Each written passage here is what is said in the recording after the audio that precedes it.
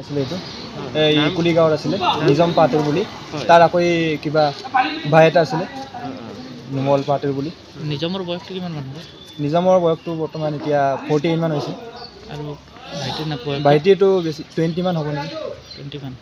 তাৰপিছতে মই দেখিছিলোঁ বাৰু এইটো বৰকেমত এক্সিডেণ্ট হৈ আছিলে বাৰু বাইক দুৰ্ঘটনা বাইক দুৰ্ঘটনা হৈছিলে বাৰু সিহঁতে বাইকত গৈ আছিলে সিহঁতে বাইকত গৈছিলে গাড়ী পিছফালে মাৰিলে নেকি?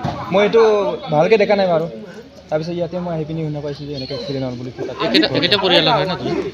একেটা পৰিয়ালৰ মোৰ মানে বিন্দু আছিলে মানে তাই নিজাম পাহাতৰ মোৰ নিজৰ বাইদেউক মানে ই বিয়া কৰাইছিলে। কোন ঠাইত হৈছিলে এইটো এক্সিডেণ্টটো কিবা এই বৰকেমত চন্দ্ৰপুৰ বৰকেম চন্দ্ৰপুৰ বৰকেম বুলি কয়। আৰু ঘৰটো ক'ত তেখেতসকলৰ? তেখেতসকলৰ ঘৰ এইটো কুলিগাঁও।